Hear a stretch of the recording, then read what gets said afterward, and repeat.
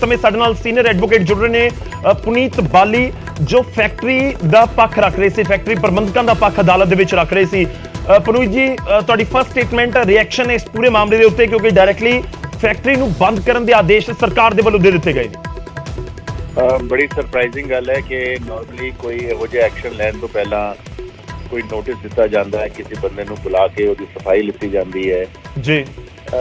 ਸਾਡਾ ਮੰਨਣਾ ਸਿਰਫ ਇਹੀ ਹੈਗਾ ਕਿ ਕਿਉਂਕਿ ਕੋਰਟ ਨੇ ਬੜੇ ਸਖਤ ਆਰਡਰ ਪਾਸ ਕੀਤੇ ਸੀਗੇ ਔਰ ਇਹਦੇ ਵਿੱਚ ਕੰਟੈਂਪਟ ਦਾ ਨੋਟਿਸ ਵੀ ਹੋਇਆ ਸੀਗਾ ਸੀਨੀਅਰ ਆਫੀਸਰਸ ਨੂੰ, so it seems to be a little bit of a cover up ਕਿ ਤੁਸੀਂ ਆਪਣੇ ਆਪ ਸੈਲਫ ਸਟਾਈਟ ਕਮੇਟੀਆਂ ਬਣਾ ਲਓ, ਕਿਸੇ ਨੂੰ ਐਸੋਸੀਏਟ ਨਾ ਕਰੋ ਔਰ ਕੋਰਟ ਦੀ ਅਵੇਲਨਾ ਕਰਨ ਦੇ ਇਰਾਦੇ ਨਾਲ ਤੁਸੀਂ ਇਹੋ ਜਿਹੇ ਆਰਡਰਸ ਪਾਸ ਕਰੋ।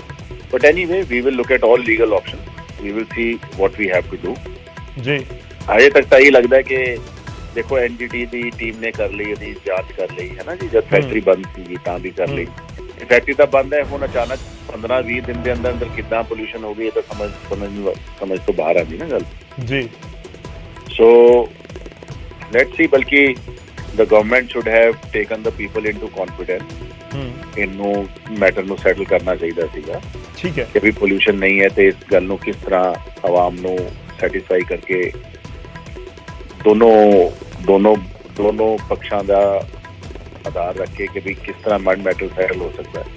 ਪਰ ਅਨਫੋਰਚੂਨੇਟਲੀ ਬੇਸਿਕਲੀ ਜੀ ਤੁਸੀਂ ਇਹ ਕਹਿ ਰਹੇ ਹੋ ਕਿ ਕੋਈ ਵੀ ਨੋਟਿਸ ਫੈਕਟਰੀ ਨੂੰ ਬੰਦ ਕਰਨ ਵਾਲਾ ਜਾਂ ਇਸ ਤਰੀਕੇ ਦੀ ਕੋਈ ਵੀ ਚਰਚਾ ਫੈਕਟਰੀ ਤੱਕ ਨਹੀਂ ਹੋਈ, ਫੈਕਟਰੀ ਦੇ ਪ੍ਰਬੰਧਕਾਂ ਦੇ ਨਾਲ ਨਹੀਂ ਹੋਈ, ਕੁਝ ਨਹੀਂ ਹੋਈ। ਡਾਇਰੈਕਟਲੀ ਫੈਸਲਾ ਡਿਸਪਾਈਟ ਦ ਫੈਕਟ ਕਿ ਐਨਜੀਟੀ ਦੀ ਕਮੇਟੀ ਨੇ ਸਾਰੀ ਇਹਦੀ ਜਾਂਚ ਕਰ ਲਈ ਸੀਗੀ, ਇਹਨਾਂ ਨੇ ਆਪਣੇ ਆਪ ਹੀ ਕੋਈ, ਮੈਨੂੰ ਇਹ ਪਤਾ ਲੱਗਿਆ ਆਪਣੇ ਆਪ ਹੀ ਕੋਈ ਕਮੇਟੀਆਂ ਬਣਾਈਆਂ ਨੇ ਜੀ, ਜਿਹਦਾ ਓਬਵੀਅਸਲੀ ਕੋਈ ਨੋਟਿਸ ਨਹੀਂ, ਕੋਈ ਫੈਕਟਰੀ ਦੇ EMPLOYEE ਨੂੰ ਉਹਦੇ 'ਚ ਨਹੀਂ ਸ਼ਾਮਿਲ ਕੀਤਾ ਗਿਆ ਕਮੇਟੀ 'ਚ। ਔਰ ਲੱਗਦਾ ਹੁਣ ਇਹ ਲੱਗਦਾ ਕਿ ਸ਼ਾਇਦ ਇਹ ਕਮੇਟੀਆਂ ਕਵਰ ਅਪ ਹੈਗੀਆਂ ਨੇ ਜਸਟ ਟੂ ਡੂ ਅਵੇ with the report of the NGT, ਔਰ ਜੋ ਇਹਨਾਂ ਨੂੰ ਫਾਈਨ ਲਗਾਇਆ ਸੀ ਕੋਰਟ ਨੇ ਜੀ ਉਹਨੂੰ ਬਚਾਉਣ ਲਈ ਤੇ ਆਪਣੇ ਅਫਸਰਾਂ ਨੂੰ ਬਚਾਉਣ ਲਈ। ਬਟ ਐਨੀਵੇ ਜੋ ਵੀ ਲੀਗਲ ਜਿਹੜੀ ਤੁਸੀਂ ਕਮੇਟੀਆਂ ਦਾ ਜ਼ਿਕਰ ਕਰ ਰਹੇ ਹੋ, ਕਿਉਂਕਿ ਹੈ ਤਾਂ ਗਵਰਨਮੈਂਟ ਤੇ ਗਵਰਨਮੈਂਟ ਨੇ ਉਹ ਕਮੇਟੀਆਂ ਬਣਾਈਆਂ, ਕਿ ਹਾਈ ਕੋਰਟ ਦੇ ਨੌਲੇਜ ਦੇ ਵਿੱਚ ਉਹ ਨਹੀਂ ਹੈਗੀਆਂ ਕਮੇਟੀਆਂ? ਦੇਖੋ ਜੀ, ਜੋ ਕਮੇਟੀਆਂ ਇਹਨਾਂ ਨੇ ਬਣਾਈਆਂ ਉਹ ਜੋ ਮੈਨੂੰ ਪਤਾ ਲੱਗਿਆ ਉਹ ਹਾਈ ਕੋਰਟ ਦੇ ਆਰਡਰ, ਜਿਹੜੇ ਲਾਸਟ ਆਰਡਰ ਸੀਗਾ ਜਿਹੜਾ ਐਡਜਰਨਮੈਂਟ ਹੋਈ ਉਸ ਤੋਂ ਬਾਅਦ ਬਣਾਈਆਂ ਨੇ। ਨਾਰਮਲੀ ਕੀ ਹੁੰਦਾ ਕਿ ਪੋਲਿਊਸ਼ਨ ਦੀ ਕੋਈ ਕਮੇਟੀ ਬਣਦੀ ਹੈ, ਉਹਦੇ 'ਚ ਜਿਹੜਾ ਫੈਕਟਰੀ ਓਨਰ ਹੁੰਦਾ ਹੈ ਉਹਨੂੰ ਵੀ ਇਨਵੋਲਵ ਕੀਤਾ ਜਾਂਦਾ ਹੈ, ਜਿਹੜਾ ਸ਼ਿਕਾਇਤ ਕਰਤਾ ਹੁੰਦਾ ਉਹਨੂੰ ਵੀ ਇਨਵੋਲਵ ਕੀਤਾ ਜਾਂਦਾ ਹੈ ਜੀ। ਸੈਂਪਲਸ ਲੋਕਾਂ ਦੀ ਪ੍ਰੈਜ਼ੈਂਸ ਲਏ ਜਾਂਦੇ ਨੇ। ਸੋ ਸਾਨੂੰ ਇਹ ਪਤਾ ਲੱਗਿਆ ਕਿ ਵੀ ਸੈਂਪਲ ਜ਼ਰੂਰ ਲੈਣ ਆਏ ਸੀਗੇ ਜੀ, ਬਟ ਉਹਨਾਂ ਨੇ ਕੋਈ ਪ੍ਰੋਸੀਜਰ ਫੋਲੋ ਨਹੀਂ ਕੀਤਾ, ਕੋਈ ਨਾਲ ਇਨਵੋਲਵ ਨਹੀਂ ਕੀਤਾ ਕਿਸੇ ਨੂੰ। So it seems it's a cover up. So ਜੋ ਵੀ ਫੈਕਟਰੀ ਕਿੰਨੀ ਦੇਰ ਤੋਂ ਬੰਦ ਪਈ ਹੈ? ਇਹ ਫੈਕਟਰੀ ਨੂੰ ਹੁਣ ਬੰਦ ਹੋਏ ਐਟਲੀਸਟ 5 ਮੰਥਸ ਹੋ ਗਏ ਨੇ ਜੀ। So can you imagine a factory which is closed 3 months back? NGT ਤੋਂ ਵੱਡਾ ਤਾਂ ਇੰਸਟੀਟਿਊਸ਼ਨ ਹੈ ਹਿੰਦੁਸਤਾਨ 'ਚ, ਹੈ ਨਹੀਂ ਕੋਈ ਵੀ। ਉਹ ਕਹਿੰਦੇ ਨੇ ਕੋਈ ਪੋਲਿਊਸ਼ਨ ਨਹੀਂ ਹੈ ਤੇ ਬੰਦ ਫੈਕਟਰੀ 'ਚ ਪੋਲਿਊਸ਼ਨ ਹੋ ਗਿਆ। ਇਹ ਆਈ ਕਾਂਟ ਅੰਡਰਸਟੈਂਡ। ਨਹੀਂ, ਉਹਨਾਂ ਦਾ ਤਾਂ ਲੌਜਿਕ ਇਹ ਨਾ ਕਿ ਜਿਹੜਾ ਫੈਕਟਰੀ ਤੋਂ ਪਾਣੀ ਨਿਕਲ ਰਿਹਾ ਸੀ ਪਿਛਲੇ 10-15 ਸਾਲ ਤੋਂ, ਉਹ ਜ਼ਮੀਨ ਦੇ ਹੇਠਾਂ ਜਾ ਰਿਹਾ, ਉਹ ਪਾਣੀ ਨੂੰ ਪ੍ਰਭਾਵਿਤ ਕਰ ਰਿਹਾ, ਤਾਂ ਆਬਵੀਅਸ ਹੈ ਕਿ ਉਹ 5 ਮਹੀਨੇ 'ਚ ਠੀਕ ਤਾਂ ਨਹੀਂ ਹੋਣਾ ਸੀ।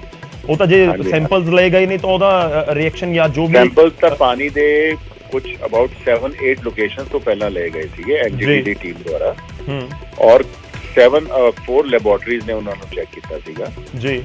all the laboratories found the water sample to be above board. So how it has changed in 3 months, it is beyond any comprehension. I think the government is cutting its duty. ਉਹਨਾਂ ਨੂੰ ਆਵਾਮ ਨੂੰ convince ਕਰਾਉਣਾ ਚਾਹੀਦਾ ਸੀਗਾ ਕਿ political people need to handle the people. They need to handle it in a manner which was both good for the factory as well as for the people. I think protest वगैरह देख के और cover up कराया गया है situation, which is very upsetting.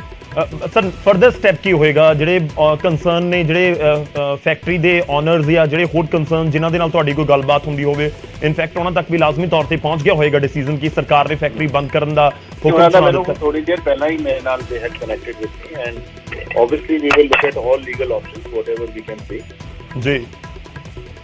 ਹਜੇ ਇਸ ਤੋਂ ਜ਼ਿਆਦਾ ਕੁਝ ਕਹਿਣਾ ਥੋੜਾ ਜਿਹਾ ਪ੍ਰੀਮੈਚੁਰ ਹੋਏਗਾ because we still have to look at the material which is available.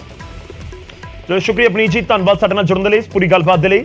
ਤਾਂ ਪੁਨੀਤ ਬਾਲੀ ਸੀਨੀਅਰ ਐਡਵੋਕੇਟ ਨੇ ਜੋ ਫੈਕਟਰੀ ਦਾ ਪੱਖ ਰੱਖ ਰਹੇ ਨੇ, ਫੈਕਟਰੀ ਪ੍ਰਬੰਧਕਾਂ ਦਾ ਪੱਖ ਰੱਖ ਰਹੇ ਨੇ ਅਦਾਲਤ ਦੇ ਵਿੱਚ, ਕਿਉਂਕਿ ਹਾਈ ਕੋਰਟ ਦੇ ਵਿੱਚ ਪੂਰਾ ਕੇਸ ਕਾਫੀ ਲੰਬੇ ਸਮੇਂ ਤੋਂ ਚੱਲ ਰਿਹਾ ਤੇ ਉਹਨਾਂ ਦੇ ਵੱਲੋਂ ਇਹ ਜ਼ਿਕਰ ਕੀਤਾ ਜਾ ਰਿਹਾ ਕਿ ਇਸ ਤੋਂ ਪਹਿਲਾਂ ਜਿਹੜੇ ਸੈਂਪਲਸ ਲਏ ਗਏ ਸੀ ਉਹਨਾਂ ਸੈਂਪਲਸ ਨੂੰ ਵੱਖ-ਵੱਖ ਲੈਬਸ ਦੇ ਵਿੱਚ ਟੈਸਟ ਕਰਵਾਇਆ ਗਿਆ ਸੀ, ਉਸ ਸਮੇਂ ਕੋਈ ਦਿੱਕਤ ਨਜ਼ਰ ਨਹੀਂ ਆਈ, ਤਾਂ ਆਲ ਆਫ ਸਡਨ ਹੁਣ ਕਿਵੇਂ ਫੈਕਟਰੀ ਦੀ ਵਜ੍ਹਾ ਦੇ ਨਾਲ ਪੋਲੂਸ਼ਨ ਹੋ ਗਿਆ। ਖੈਰ ਲੋਕਾਂ ਦਾ ਤਰਕ ਇਹੀ ਹੈ, ਜੇਕਰ ਸਥਾਨਕ ਲੋਕਾਂ ਦੀ ਗੱਲ ਕਰੀਏ ਜਿਨ੍ਹਾਂ ਦੇ ਵੱਲੋਂ ਇਹ ਧਰਨਾ ਪ੍ਰਦਰਸ਼ਨ ਕੀਤਾ ਜਾ ਰਿਹਾ, ਉਹਨਾਂ ਦਾ ਪੱਖ ਵੀ ਜਾਣਨਾ ਜ਼ਰੂਰੀ ਹੈ, ਫੈਕਟਰੀ ਦਾ ਪੱਖ ਵੀ ਜਾਣਨਾ ਜ਼ਰੂਰੀ ਹੈ, ਸਰਕਾਰ ਕੀ ਕਹਿ ਰਹੀ ਹੈ ਉਹਨਾਂ ਦਾ ਪੱਖ ਵੀ ਅਸੀਂ ਤੁਹਾਡੇ ਤੱਕ ਪਹੁੰਚਾ ਰਹੇ ਹਾਂ।